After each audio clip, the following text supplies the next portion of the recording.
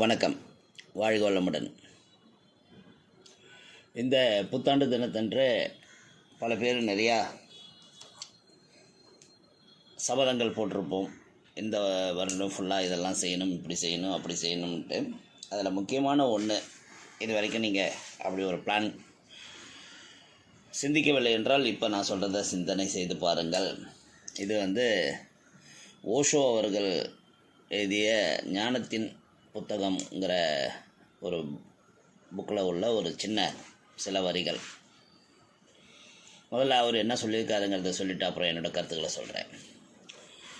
ஒரு தேவாலயத்திற்குள், அதாவது சர்ச்சுக்குள்ளே போகிறீங்க, இல்லைன்னா ஒரு கோயிலுக்குள்ளே போகிறீங்க, இல்லைன்னா ஒரு மசூதிக்குள்ளே போகிறீங்க அப்படின்னு ஒரு கற்பனை செய்து பாருங்கள். அப்படி யோசிக்கும் போது எதுக்காக போகிறோம்? அங்கே சாமி கும்பிட போகிறோம். சரி, இந்த தேவாலயத்தை அமைத்தது யார்? கட்டியது யார்? மசூதியை கட்டியது யார்? கோவிலை கட்டியது யார்னா மனிதனால் உருவாக்கப்பட்டுள்ளன. இந்த மூணுமே மனிதனால் உருவாக்கப்பட்டது. அதை மாற்று ஏற்பாடுன்னு ஓஷோ சொல்கிறார். காட்டுக்குள் செல்லுங்கள், ஆற்றுக்கு செல்லுங்கள், கடலுக்கு செல்லுங்கள், அருவிக்கு செல்லுங்கள், மலை சார்ந்த இடங்களுக்கு செல்லுங்கள், இவற்றுக்குள் செல்லுங்கள்.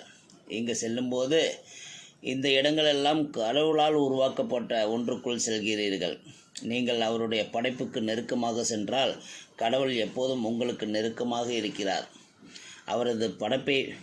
அவரோட படைப்பை, இயற்கையை வணங்குவது தான் அவரை வணங்க ஒரே வழி. கடவுள் கண்ணுக்கு தெரியாதவர், அவரது படைப்பு கண்ணுக்கு தெரிவது என்று சொல்லி ஓஷோ அந்த பதிவு சின்னதாக ஒன்று கொடுத்துருந்தாங்க வலைதளங்களில். அதனால தான் நானும் சொல்கிறேன். நான் டூர் போகிறத பற்றி நிறைய பதிவுகள் நம்ம யூடியூப்பில் கொடுத்துருக்குறேன். ஓல்டேஜ் மேனேஜ்மெண்ட்டில் கொடுத்துருக்குறேன், டீச்சர்ஸ் ஹெல்த்தில் பற்றி சொல்லியிருப்பேன், பிள்ளை வளர்ப்பில் பற்றி சொல்லியிருப்போம். போதெல்லாம் அந்த டூருங்கிறதும் வெளி உலகத்துக்கு நம்ம ட்ராவல் பண்ணுறதும் ஒரு வாழ்வியலாகவே மாறணும். அதை மற்ற தேசத்து மக்கள் அதை செய்கிறாங்க, நம்ம செய்கிறதில்ல. நம்மளோட மொத்த ஏர்னிங், அதாவது நாம் ஈட்டும் வருமானத்தில் ஒரு பகுதியை சேமிப்பாக மாற்றி அந்த சேமிப்பு ஒன்லி டூரிஸ்ட் ட்ராவலுக்காக யூஸ் பண்ணக்கூடிய சமூகமாக நாம் மாற வேண்டும். அதனால தான் ஓஷோவோட பல கருத்துக்கள் எனக்கு ஒத்து போகிறது. காட்டுக்குள் செல்லுங்கள், ஆற்றுக்கு செல்லுங்கள், கடலுக்கு செல்லுங்கள், அருவி, மலை இவற்றுக்கு செல்லுங்கள்ங்கிறாரு.